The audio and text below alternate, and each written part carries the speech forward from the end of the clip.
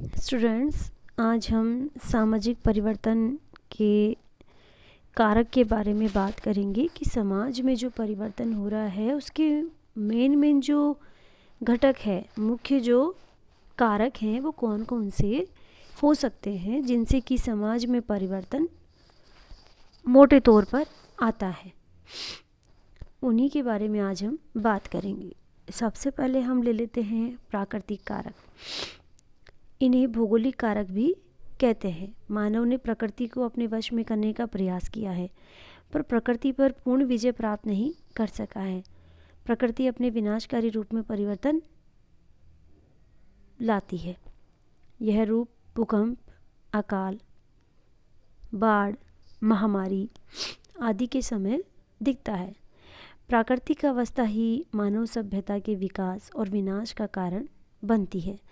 जहाँ प्रकृति शांत होती है वहाँ विज्ञान का विकास होता है, तथा जहाँ प्रकृति रौद्र स्वरूप दिखाती है वहाँ धर्म का प्रभाव ज़्यादा होता है। तो देखिए, बिल्कुल सही कि जिस तरह की प्रकृति होगी मनुष्य भी उसी तरह का होगा। यहाँ लास्ट लाइन में मैंने लिखा है कि जहाँ प्रकृति शांत होती है वहाँ विज्ञान का विकास होता है, और जहाँ रौद्र रूप दिखाती है तो क्या होता है, वहाँ हमारी भगवान में आस्था कितनी बढ़ती है। आज आप देखिए कि बाढ़ आ जाए, भूकंप आ जाए तो सबसे पहले हमारे मुख से क्या निकलता है। हम अपने अड़ोसी पड़ोसी को याद नहीं करते हैं, हमारे मुख से निकलता है कि हे भगवान सेव अस, हमें बचा लो, है ना। तो कहीं ना कहीं एक आस्था हमारे अंदर बनती है, तो वहाँ आस्था धर्म के रूप में हमें दिखती है कि भगवान इतने रुपए का मैं प्रसाद चढ़ाऊँगा, मेरा ये काम हो जाना चाहिए, होता है ना ऐसे। तो बिल्कुल धर्म का प्रभाव उसी जगह दिखता है ज़्यादा जहाँ प्राकृतिक प्रकोप हमें ज़्यादा दिखाई देता है। और जहाँ प्रकृति अपने शांत रूप में होती है तो वहाँ मनुष्य जो है अलग अलग आविष्कारों में बिजी रहता है ना। तो वहाँ क्या होता है, विज्ञान का विकास होता है। और जाहिर सी बात है कि आप देखिए कि समाज में परिवर्तन कैसे नहीं आता है। सुनामी आई तो उस वक्त देखिए क्या हुआ था कि पूरा मतलब एकदम कैसे वहाँ का समाज बदल गया था उस एरिया का, कि बिल्कुल ही ध्वस्त हो गया सब कुछ। एक नए सिरे से वहाँ पर सब कुछ बसना शुरू हुआ है। तो वो समाज जो वहाँ के लोगों की धारणाएं थी वही बदल गई। लोग वहाँ से स्थापित हो गए हैं, कहीं और जाकर निवास करने लगे हैं, है ना। तो अलग अलग जगह पर चले गए हैं, और फिर अगर वहाँ भी वापस उसी जगह पर भी वो बस रहे हैं तो उन्हें नए सिरे से अपने घर बनाने पड़ रहे हैं, नए सिरे से उन्होंने अपनों को कुछ को खो दिया है उनमें से। तो आप देखिए कि उनकी दुनिया किस तरह से बदल गई है। तो समाज में बदलाव आएगा, उनके विचारों में भी बदलाव आएगा, उनके रहन सहन में बदलाव आएगा। तो समाज एक तरह से बदल गया है, और वहाँ बदलने का मेन कारक क्या रहा है, प्रकृति रही है। तो देखिए, प्रकृति अपने आप में समाज में बदलाव लाने के लिए बड़े हद तक जो है घटक है, एक बहुत बड़ा घटक हम इसको मान सकते हैं। प्रकृति का समाज में परिवर्तन में एक बहुत बड़ा रोल होता है। दूसरा हम देख लेते हैं आर्थिक कारक। समाज में शिकारी अवस्था से कृषि अवस्था, कृषि अवस्था से औद्योगिक अवस्था में आने से सामाजिक जीवन में महत्वपूर्ण परिवर्तन होते हैं। इस परिवर्तन से सामाजिक संस्थाओं,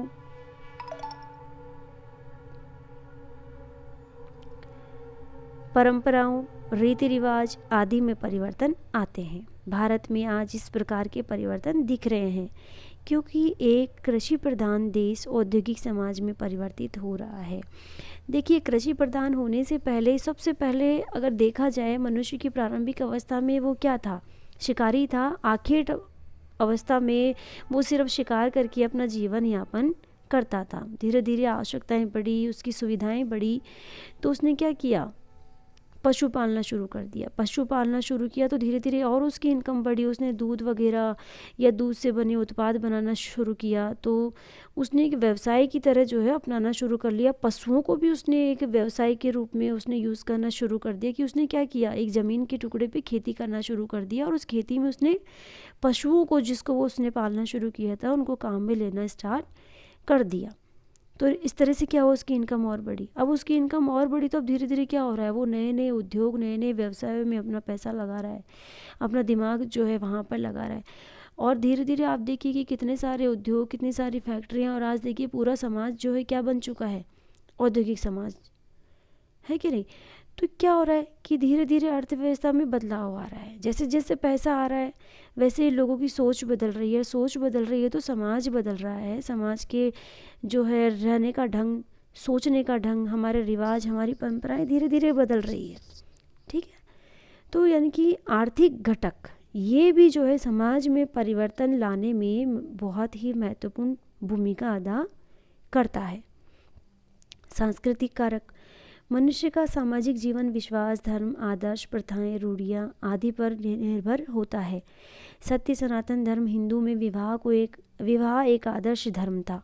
विवाह ईश्वर स्वयं निश्चित करता है तथा विवाह की क्रिया ईश्वर को साक्षी समझकर या रखकर संपन्न होती थी। अतः ऐसे विवाह को तोड़ने की कल्पना नहीं होती थी। अतः विवाह विच्छेद को हिंदू विवाह में कोई स्थान था ही नहीं। पर अब ये धारणा बिल्कुल बदल गई है। अब लोग व्यक्तिगत सुख तथा यौन संतुष्टि के लिए विवाह करते हैं। अतः पारिवारिक स्थिरता कम हो गई है। विवाह विच्छेद अब अधिक संख्या में होने लगे हैं। देखिए बिल्कुल ठीक है कि हमारे जो सांस्कृतिक कारक है वो समाज को काफ़ी हद तक बदलने में महत्वपूर्ण रोल अदा करते हैं। यहाँ पर मैंने एक विवाह का एग्जाम्पल दिया है कि विवाह को आप देखिए कि पुराने ज़माने में, आप चलिए बहुत पहले मत जाइए, सिर्फ अपने पेरेंट्स के से सिर्फ एक पीढ़ी पहले से इसको देखना शुरू कर दो, जैसे दादा दादी से लेकर अब तक की पीढ़ी में, तो आप खुद अंदाज़ा लगाएंगे कि कितना इनमें परिवर्तन आ गया है। दादा दादी से लेकर हमारे माता पिता, माता पिता से लेकर हमारे बड़े भाई बहन और आज हम खुद, क्या आज हम उस कंडीशन में हैं, क्या आज हम उस स्टेटस में हैं कि हमारा लाइफ पार्टनर हमें किसी भी तरह का मिले, हमें उसके साथ अपना जीवन यापन करना है? क्या आज भी हमारी सोच उस स्तर की है? बिल्कुल नहीं है। आज हमारी सोच बिल्कुल बदल गई है कि नहीं पसंद आया तो बिल्कुल जैसे कोई चीज़ या कोई वस्तु या सामग्री होती है उसकी तरह विवाह भी अपने आप में, लाइफ पार्टनर भी अपने आप में बदलने लगे हैं लोग। वहाँ यहाँ पर वो कंसेप्ट तो रहा ही नहीं है कि उम्र भर का साथ है, नहीं, वो नहीं रहा कंसेप्ट। अब वो अपनी आवश्यकताओं के अनुसार, अपनी इच्छा के अनुसार जो है लोग विवाह विच्छेद करने लगे हैं। जब भी, और देखिए समाज में कितना बदलाव आया है कि बच्चों की विचार में कितना बदलाव आया है, बच्चों की सोच में, समाज में डाइवोर्स जैसे कितने केस बढ़ने लगे और उस डाइवोर्स के कारण बच्चों के दिमाग पर कितना असर पड़ा है और आने वाली पीढ़ी पर इसका कितना बुरा प्रभाव पड़ा है। तो क्या हुआ, कुल मिला के विवाह ने समाज में परिवर्तन करने में कितना बड़ा रोल अदा किया है। और ये सिर्फ एक एग्जाम्पल लिया है अपने विवाह का, बाकी अदर चीज़ भी हम देखें, सांस्कृतिक घटकों को हम देखें तो उन्होंने समाज में परिवर्तन लाने में बहुत बड़ा रोल प्ले किया है।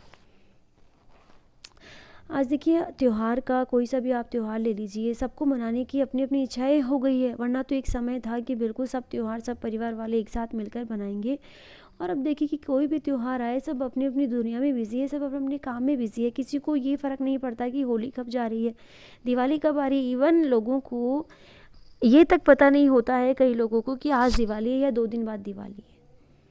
ये सब क्यों हुआ है? क्योंकि हमारे समाज में परिवर्तन आ रहा है, हमारे सांस्कृतिक कारक में परिवर्तन आया है, जिसके कारण जाहिर सी बात है समाज में परिवर्तन आ रहा है ना।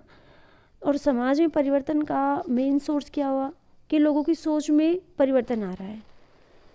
ठीक है, तो सांस्कृतिक कारक भी जो है समाज में परिवर्तन के लिए रोल प्ले करते हैं। जनसंख्यात्मक कारक, जनसंख्या में परिवर्तन जन्म दर, मृत्यु दर, घटने बढ़ने व देशांतरण की प्रकृति के कारण होते हैं। जन्म दर बढ़ती है और मृत्यु दर घटती है तो जनसंख्या में क्या होती है, वृद्धि होती है। भारत में आज यही कंडीशन है। माल्थस के शब्दों में अगर बात करें तो यह स्थिति समाज में भुखमरी, महामारी, बेरोजगारी आदि को उत्पन्न करती है। इस प्रकार जन्म दर घट जाए और मृत्यु दर बढ़ जाए तो समाज में कार्यशील जनसंख्या में कमी हो जाती है।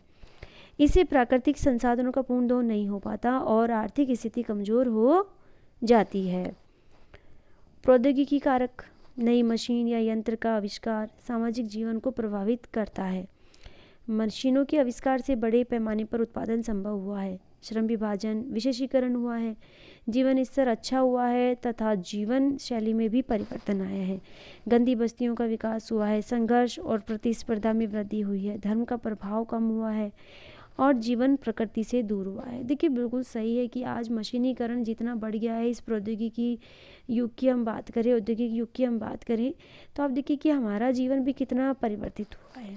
एक वो समय था जब पूरी हमारे जीवन की दैनिक आवश्यकताओं को पूरा करने के लिए हमें मेहनत करनी पड़ती थी। कपड़े धोना या किसी चीज़ को ठंडा रखना है, आप देखिए, या मतलब कुछ भी आप देख लीजिए, सिलाई की मशीन भी कैसी थी, है ना। और आजकल देखिए किस स्तर की मशीनें आ गई, इलेक्ट्रिकल मशीनें आजकल आ गई है, कपड़े धोने के लिए वॉशिंग मशीनें आ गई है, फ्रिज आ गया है, कूलर आ गया है हवा खाने के लिए, एसी आ गई है।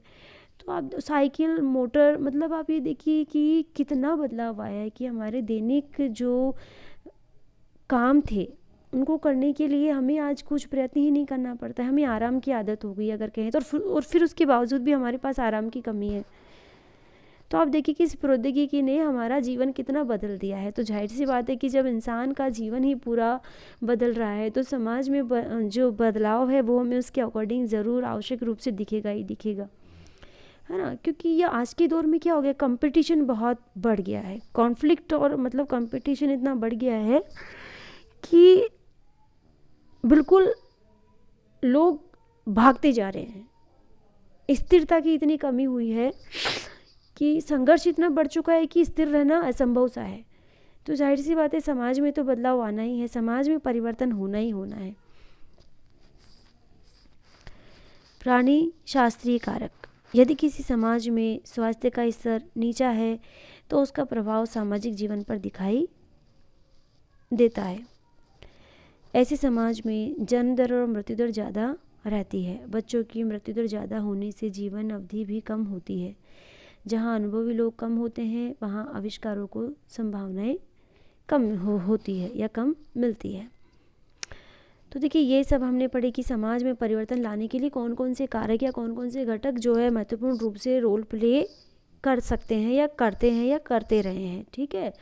बाकी इनके अलावा भी छोटे मोटे काफ़ी ऐसे घटक है जिनकी बात हमने यहाँ पर नहीं कही है, लेकिन इसका मतलब ये नहीं कि वो समाज में परिवर्तन के लिए रोल प्ले नहीं कर रहे हैं, बल्कि उनका भी बहुत महत्वपूर्ण योगदान है। या हमने सिर्फ मेन जो घटक है उन्हीं की हमने बात की।